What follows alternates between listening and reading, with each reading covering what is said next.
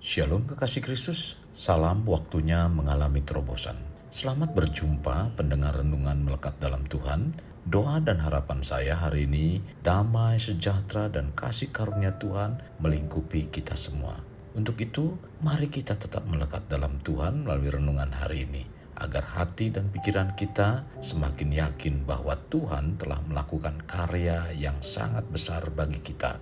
Mari kita berdoa. Tuhan Yesus, terima kasih buat waktu dan kesempatan yang indah dalam kehidupan kami ini, di mana kembali kami dapat mendengarkan renungan kebenaran firman-Mu. Biarlah firman yang disampaikan merupakan isi hati-Mu yang dapat mencerahkan dan mengubahkan kehidupan kami, sehingga kami mempercayai bahwa Tuhan berdaulat, bahkan sanggup menyingkapkan hal-hal yang tidak dapat kami ketahui secara akal. Tuhanlah yang akan menunjukkan dan mengarahkan setiap langkah kehidupan kami. Dan kami percaya ketika Tuhan mengarahkan dan menuntun semuanya itu adalah baik adanya. Terima kasih Tuhan, ini doa kami. Dalam nama Tuhan Yesus kami berdoa. Amin. Melekat dalam Tuhan bertema Tuhan yang menunjukkan. Firman Tuhan terdapat dalam kitab Mazmur pasal 25 ayat 4 sampai dengan 5. Demikian firman Tuhan. Beritahukanlah jalan-jalan-Mu kepadaku ya Tuhan, tunjukkanlah itu kepadaku. Bawalah aku berjalan dalam kebenaran-Mu dan ajarlah aku, sebab Engkaulah Allah yang menyelamatkan aku. Engkau ku nanti-nantikan sepanjang hari. Kekasih Kristus, menyikapi hidup dengan perkembangan zaman di mana dunia dibuat semakin cantik dan menarik dengan segala kemewahan dan kenikmatannya, sehingga manusia dibawa untuk mudah tergoda dengan dibuat semakin mudah untuk mendapat atau mengakses segala sesuatu yang berkaitan dengan keinginan dan kemewahan dunia. Dengan semakin mudah untuk mendapatkan, sekarang manusia hidupnya semakin dibawa untuk memuaskan keinginan dan hasratnya sendiri karena semua yang didapatkannya itu dengan begitu mudahnya. Sesuatu yang mudah didapatkan biasanya tanpa dipikir panjang, apalagi direncanakan terlebih dahulu. Itulah manusia, di mana sesuatu yang mudah didapat enggan untuk merencanakan. Kekasih Kristus, biasanya orang yang tidak mempunyai tujuan, tidak mempunyai perencanaan tentang apa dan bagaimana untuk mencapainya. Kalau Tuhan sudah menunjukkan dan menempatkan kita di bumi, berarti Tuhan mempunyai tujuan atau visi untuk kita. Maka dari itu hendaknya jangan meremehkan hal tersebut dalam kehidupan kita, sehingga dalam melakukan sesuatu tidak direncanakan terlebih dahulu. Ingat, merencanakan segala sesuatu sebelum dimulai itu juga penting. Kita dalam menjalani hidup sangatlah penting untuk mencari tahu apa sebenarnya yang menjadi rencana Tuhan bagi kita. Kemudian menyelaraskan perencanaan dan keseriusan kita dengan keputusannya Tuhan. Kalau tidak, kita akan mengalami resiko. Sikap demikian butuh rasa percaya yang tinggi. Ingat, ketika kita melangkah, maka Tuhan yang menunjukkan dan mengarahkannya untuk kita, dan itu bukan untuk orang lain.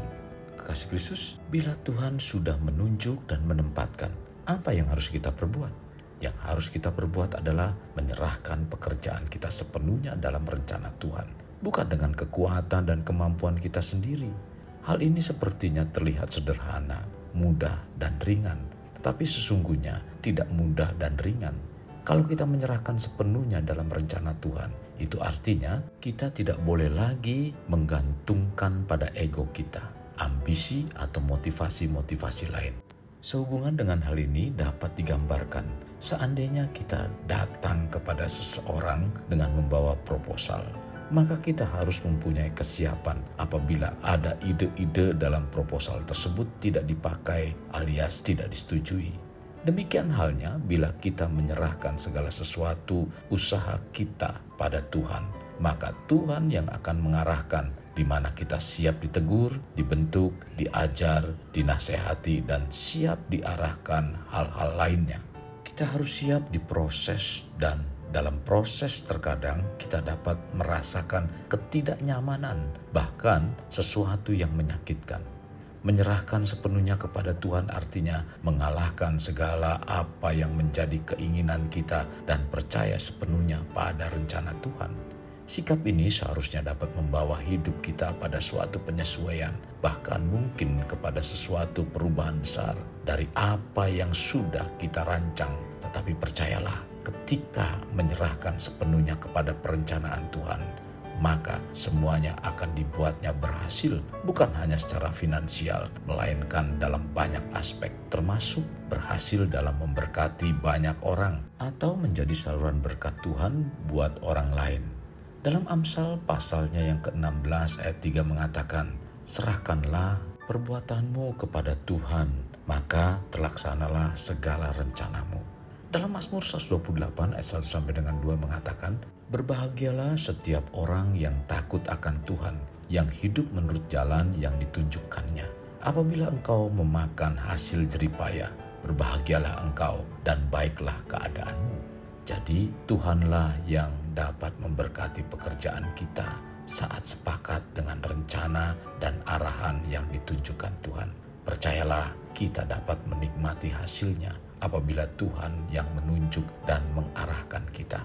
Kekasih Kristus, bila Tuhan sudah merencanakan, pasti Dia akan menunjukkan, mengarahkan, dan menempatkan kita. Haruslah kita menyerahkan segala pekerjaan atau usaha kita sepenuhnya kepada Tuhan.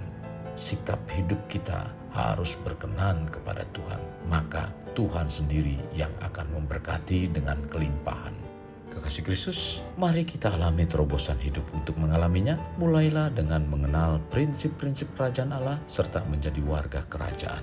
Kita berdoa. Tuhan Yesus, terima kasih buat firman-Mu pada hari ini. Firman-Mu mengingatkan kepada kami agar kami tetap percaya kepada Engkau Tuhan.